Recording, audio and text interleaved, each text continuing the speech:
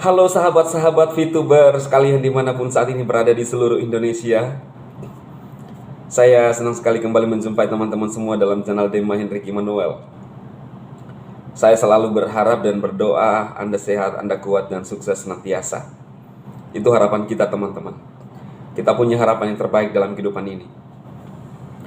Teman-teman, kali ini saya akan membahas sebuah topik yang sangat menarik dan viral hari-hari ini. Saya kemarin mengupload video, lalu banyak komentar-komentar yang berkaitan dengan 60 hari, ya. Ada apa 60 hari? Itu sebabnya judul saya kali ini adalah 60 hari VTube hidup atau mati, ya. Ternyata teman-teman hari ini, ya, kemarin diumumkan ya. Lalu seperti ini, kita lihat pengumumannya dulu. Pelayanan kepada seluruh VTuber. Atas beberapa hal tersebut, perusahaan menyadari ketidaknyamanan yang dihadapi baik dari sisi operasional dan tentu seluruh VTubers. Kami berupaya untuk melakukan perbaikan sambil berjalan. Namun dengan sangat berat hati kami sampaikan bahwa hal tersebut harus dilakukan secara intens. Atas dasar hal tersebut, melalui pengumuman ini kami umumkan jadwal optimalisasi aplikasi terkait pengembangan sistem dan program pemasaran VTube yang baru guna meningkatkan daya jual VTube menjadi aplikasi media sosial periklanan yang terbaik di Indonesia. Maka diumumkan bahwa aplikasi akan offline dari tanggal 22 Juli pukul 00 ya, dan estimasi akan kembali sampai dengan 60 hari. Kami juga akan meningkatkan fitur-fitur media sosial yang lebih nyaman untuk VTuber ya, dan kelanjutannya. Nah, jadi teman-teman, ini adalah informasi dari perusahaan dan yang sekarang jadi viral. Saya yakin dan saya tahu banyak reaksi lagi dari VTuber dan haters. Dan ternyata beberapa hari yang lalu saya sempat membahas tentang restorasi, pembaharuan kan, kalau teman-teman nyimak. Nah, namun teman-teman, 60 hari ini pasti teman-teman bertanya, apakah benar-benar 60 hari itu bisa menjadi semuanya jadi tuntas atau off selamanya? Itu sebabnya berkaitan judul saya, maka saya buat 60 hari VTube off, hidup atau mati. Intinya teman-teman, pastinya VTube akan hidup. Proses sudah kita lewati ya, langkah demi langkah sampai ke tahap normalisasi. Tapi ini memang hanya permasalahan di IT kita, teman-teman, yang harus dilakukan. Langkah ini harus dilakukan dan bisa saja tidak sampai 60 hari ya. Ini hanya dibuat estimasi waktu, tenggang waktu untuk memberikan kelonggaran ya kepada manajemen untuk melakukan pekerjaan, dan bisa saja khususnya tim IT, dan bisa saja ini tidak sampai 60 hari teman-teman ya, percaya saja. Nah, namun teman-teman, terkait hal ini saya tahu bahwa ini akan digoreng oleh haters. Namun ada suatu kisah nyata yang saya akan sampaikan kepada Anda yang juga mirip-mirip dengan VTube ya. Kalau VTube adalah suatu aplikasi, kisah nyata ini adalah kisah seorang manusia, dan yang mengalami adalah saya sendiri dalam keluarga saya sendiri teman-teman ya. Jadi Anda bisa menyimak video yang saya tampilkan di layar ya, sambil saya menjelaskan kepada Anda, di mana kasus ini sekitar 6-7 tahun yang lalu lah ya, kami mendapatkan anugerah dikaruniai anak, dan ternyata anak ini harus berjuang hidup setelah umur masih sangat berapa bulan ya saat itu. Setelah lahir kami senang ya, orang tua, tetapi beberapa minggu setelah di rumah ternyata anak ini selalu minta maaf mengeluarkan ya, jadi air susu yang masuk itu selalu keluar muntah ya, minta maaf teman-teman.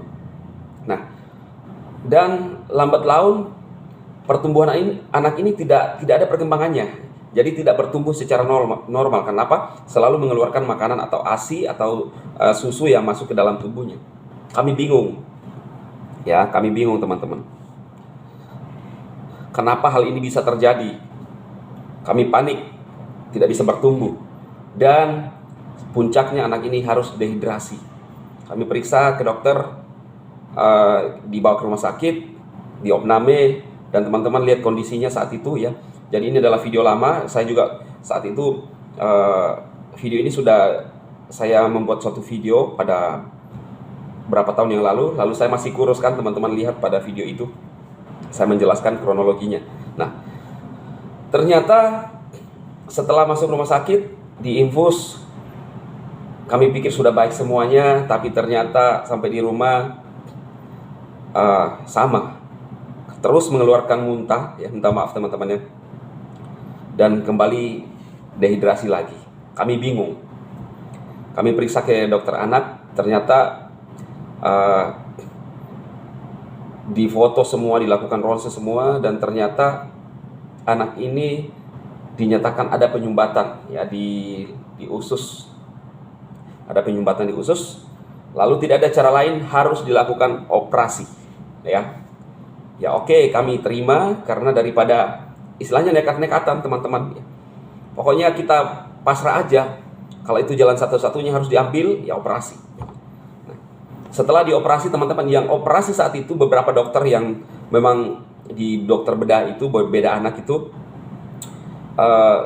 jadwal operasi itu kami mendapatkan bukan yang seniornya, bukan profnya, tetapi asistennya. Akhirnya dioperasi dan kami dengan harapan udah baik teman-teman. Sekitar 1 mingguan lebih di rumah sakit. Nah, ini sudah kesekian kali masuk di rumah sakit ya teman-teman untuk melakukan operasi. Dan ini operasi pertama. Setelah dioperasi, kami berpikir sudah baik semuanya, seperti kondisinya sudah mulai badannya terisi, tapi ternyata itu adalah cairan infus. Sampai ke rumah, pulang ke rumah, sama. Setelah beberapa hari cairan infus tidak masuk dalam tubuhnya dia, dikasih ASI, tetap aja muntah. Padahal ini sudah dioperasi pertama. Saya tambah galau, saya dengan istri pasrah, dan benar-benar saya rasa kok apa yang terjadi dengan hal ini, iya kan? Katanya kalau setelah dioperasi udah baik, dan yang operasi juga adalah dokter bedah anak, iya kan? Dan kondisi anak ini menurun lagi, ya. Tidak ada cara lain, harus kembali ke rumah sakit lagi, ya. Balik lagi ke rumah sakit, masuk lagi di UGD. Semalaman tidak tidur, melewati proses yang panjang lagi. Kasusnya sama, ya. Dengan berat hati harus menjalani kehidupan di rumah sakit lagi bersama dengan istri. Dan ini saya rasa titik terendah dalam kehidupan saya teman-teman. Dan dicek semuanya, ada apa kendalanya. Lalu dokter menyatakan dan memberikan informasi kepada kami bahwa anak ini harus dioperasi lagi. Ya. Bagaimana perasaan Anda ketika Anda mengalami hal itu? Saya dan istri ketika dokter mengatakan itu kepada kami. Bayangkan perasaan saya dan istri bertatapan. Bertatapan apa ya teman-teman bisa menyimpulkan? Kecewa, panik, takut, cemas. Anak ini harus operasi lagi yang kedua dalam begitu rentan waktu yang masih sangat singkat. Ada lihat videonya ya yang saya tampilkan di layar, tapi saya tidak menggunakan suaranya, saya mute karena di video itu menggunakan copyright ya, ada copyright teman-teman. Jadi saya hilangkan suaranya, saya hanya menampilkan videonya saja. Saya bertatapan kosong dengan istri saya dengan harapan gimana ya solusinya. Tidak ada cara lain lagi, harus disodorkan kertas yang harus ditandatangan. Tapi benar-benar kami komunikasi dengan istri saat itu untuk operasi kedua. Saya pegangan tangan dengan istri dan berdoa. Ya sama yang pertama, tapi yang kedua ini pikiran lebih cemas lagi teman-teman. Dan ya pasrah, bergandengan tangan, apakah ini harus dilakukan atau tidak. Faktanya kan sudah dilakukan operasi pertama, bagaimana ketika nanti operasi kedua masih sama. Kami hanya berdoa dan pasrah kepada Tuhan teman-teman. Kami berdoa kepada Tuhan Yesus. Dan akhirnya sepakat dengan istri, oke, kita operasi lagi, sepakat. Dan saya harus tanda tangani lagi, ya, kesepakatan bahwa semua risiko saya yang tanggung, ya, harus terima. Dan pas yang harus memang waktu disampaikan kepada kami bahwa harus operasi itu, ini kesannya mendesak bahwa nanti akan ada jadwal dokter yang mengoperasi pertama itu akan masuk hari itu. Jadi maka itu kami disampaikan untuk dioperasi. Tapi kami tunda sementara, kami komunikasi dengan istri. Saya komunikasi dengan istri. Akhirnya operasi itu lewat, ya, jadwal operasi itu lewat. Lalu kemudian jadwal berikutnya itu, setelah kami berdoa dan iakan itu, adalah jadwal daripada Prof. Jadi yang pas yang akan operasi anak kami, jadwalnya itu adalah bukan lagi dokter yang pertama, tetapi itu adalah Prof. Jadi seniornya lah di rumah sakit itu.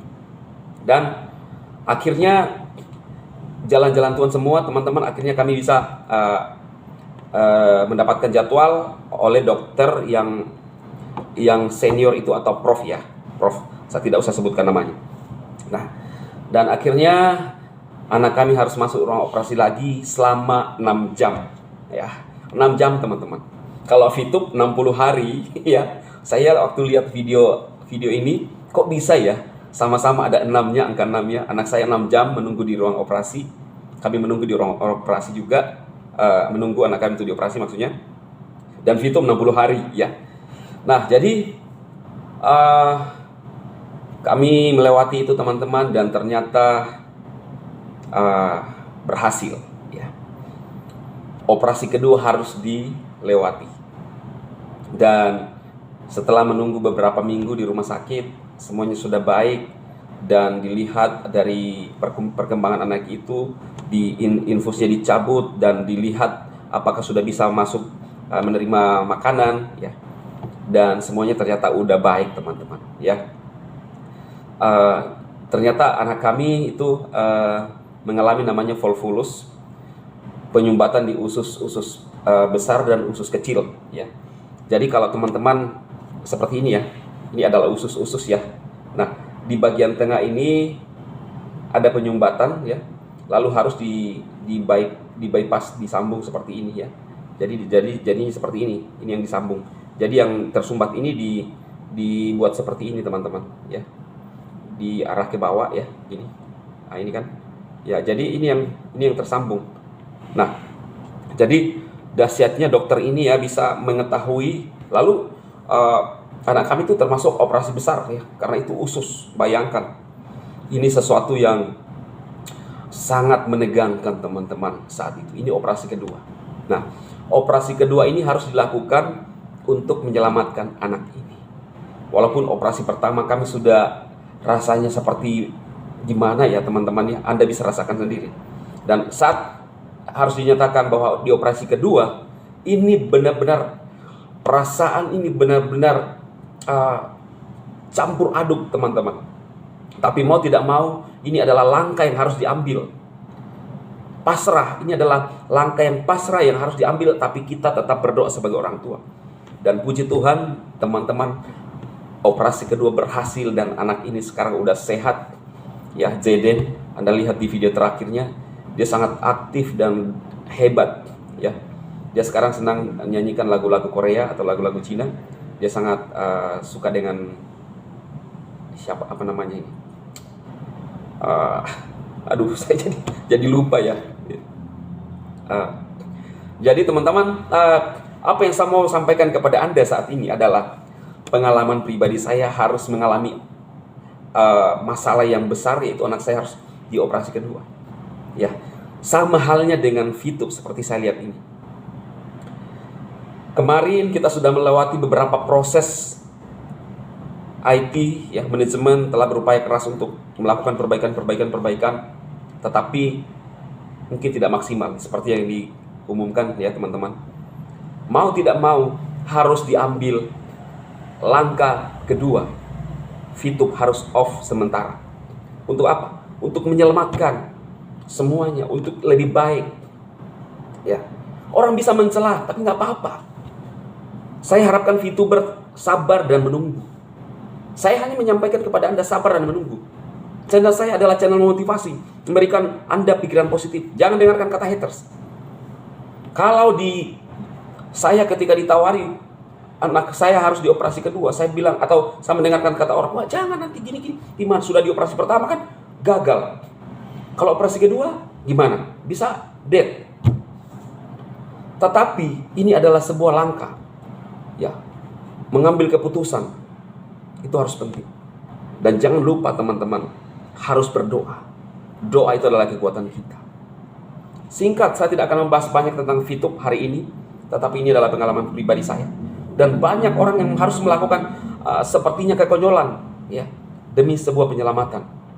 Dan itulah yang terjadi di VTube sekarang ya. VTuber sabar tunggu untuk kebaikan Anda. Kalau manajemen tetap berkomunikasi untuk kita, itu artinya VTube belum dead, VTube belum off, dan VTube tidak bakalan off selamanya menurut prediksi saya ya. Dan 60 hari itu adalah jangka waktu yang ditentukan, tapi bisa saja di bawah 60 hari itu sudah on kembali. Dan saya percaya teman-teman VTuber jangan melakukan langkah konyol seperti yang saya sudah sampaikan yang lalu ya. Ini adalah motivasi, bukan pembohongan seperti yang si Uban katakan ya. Hargai proses manajemen, berikan ruang kepada manajemen untuk melakukan yang terbaik buat Anda semua.